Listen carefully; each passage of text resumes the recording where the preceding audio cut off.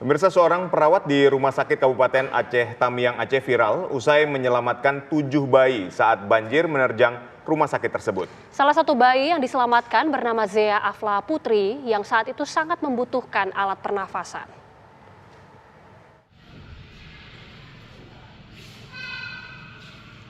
Saat keadaan sangat genting dengan kondisi lampu padam, alat medis hanyut diterjang banjir bandang, perawat Nur Hayati tetap bertahan menyelamatkan para bayi.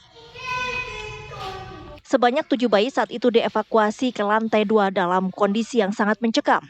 Suster Nur Hayati melakukan perawatan terhadap bayi-bayi yang diungsikan dengan menggunakan alat seadanya. Bahkan ada yang menggunakan oksigen dan alat perawatan khusus. Awalnya proses evakuasi bayi tersebut sangatlah dramatis, di mana saat awal air mulai naik, para bayi dibawa ke ruang NICU. Namun karena air mulai tinggi, para bayi kembali dibawa ke ruang ICU karena lebih tinggi. Namun air tak kunjung berhenti dan terus naik, sehingga 7 bayi itu dinaikkan ke lantai 2 dengan situasi gelap gulita. Napas seperti oksigen, karena untuk alat bantu napas ventilator dan CPAP tidak bisa terselamatkan. Karena barang-barang sudah terendam banjir semuanya. Jadi banyaklah cerita yang kita lihat dan adik pun sudah lihat di sekeliling rumah sakit kita, prasarana semua sudah terendam sama banjir. Ya, saat itu kondisinya dalam keadaan mati lampu. Mati lampu, hujan lagi. Mati lampu, air terus naik dan dalam jangka waktu jam 2 siang debit air sudah semakin tinggi. Dari 7 bayi yang diselamatkan, 1 dinyatakan meninggal dunia. 5 sudah pulang ke rumahnya dan tinggal 1 yang masih bertahan dikarenakan rumah orang tua bayi tersebut hancur dihantam banjir bandang.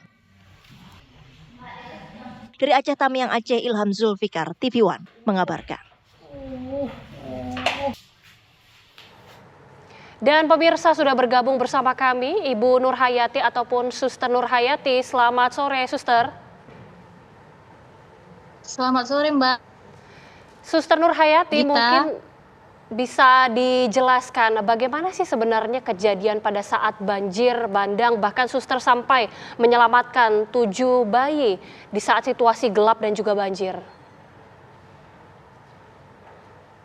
Ya, baik, Mbak. Saat kejadian tersebut itu saat shift malam, Mbak. Sebenarnya saya malam itu tidak piket dinas malam, tapi teman-teman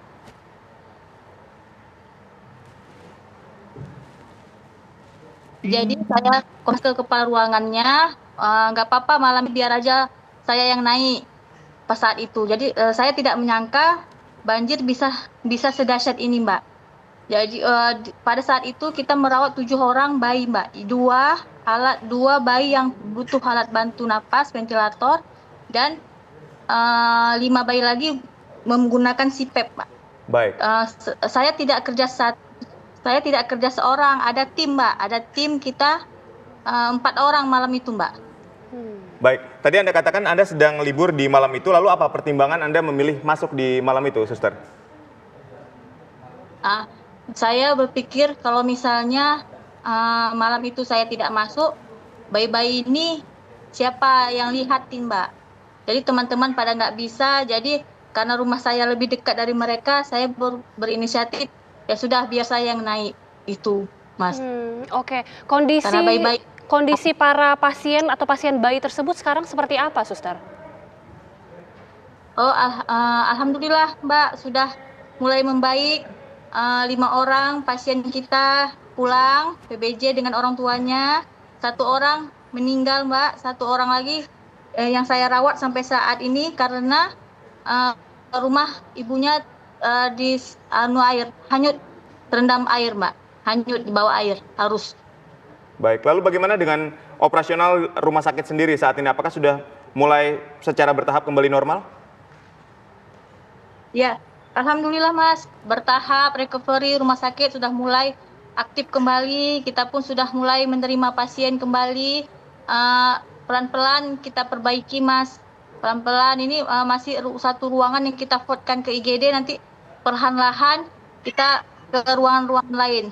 dibantu sama anggota TNI, Mas. Baik, Suster mungkin bisa disampaikan apa saja kebutuhan baik obat ataupun alat medis lainnya yang masih dibutuhkan saat ini?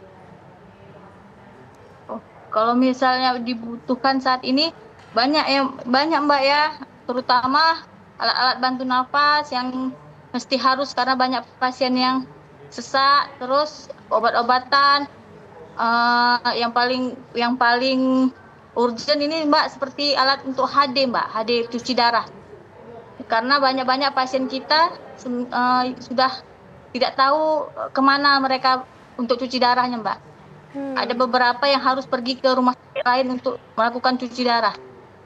Baik, ini artinya memang semua peralatan termasuk peralatan untuk hemodialisa ini juga terendam banjir secara total gitu ya, Suster? Iya, Mbak. Iya, Mas. Terendam banjir semua, Mas. Dan tidak bisa digunakan kembali. Oke, Suster, bagaimana kemudian untuk dari sisi tenaga medis, apakah juga masih dibutuhkan atau sampai saat ini sudah cukup memadai? Untuk tenaga medis kita kalau misalnya dibutuhkan Mbak. Jadi banyak untuk karena kan tenaga medis lainnya mereka berdampak banjir, rumah-rumah mereka kan masih terdampak banjir, ada yang hilang rumahnya, ada yang terbawa arus. Jadi kalau misalnya ada tenaga medis sukarelawan datang ke rumah sakit, alhamdulillah rumah sakit kita bisa terbantu, Mbak. Baik, mungkin ada yang ingin disampaikan kepada pemerintah pusat untuk segera memberikan bantuan? Ya. Kepada Bapak Presiden Prabowo yang baik hati, saya main-mainlah kemari, lihatlah kami, lihatlah Aceh Tamiang, lihatlah rumah sakit yang porak-poranda. Derita kami sudah terlalu banyak. Apakah tidak bisa bencana ini menjadi bencana nasional, biar banyak bantuan yang masuk kemari, biar rumah sakit ini kembali pulih dan kita bisa merawat pasien-pasien sedia kala seperti dahulu, Mbak. Amin, amin Suster. Semoga doanya didengarkan dan juga diatensi tentunya oleh pemerintah. Terima kasih Suster Nurhayati, terus berjuang, kita terus berdoa bersama-sama semoga situasi semakin membaik. Jaga selalu kesehatan Suster dan salam untuk seluruh tenaga medis di sana, tetap semangat. Terima kasih Suster. Ya, terima kasih Mbak. Terima kasih Mbak.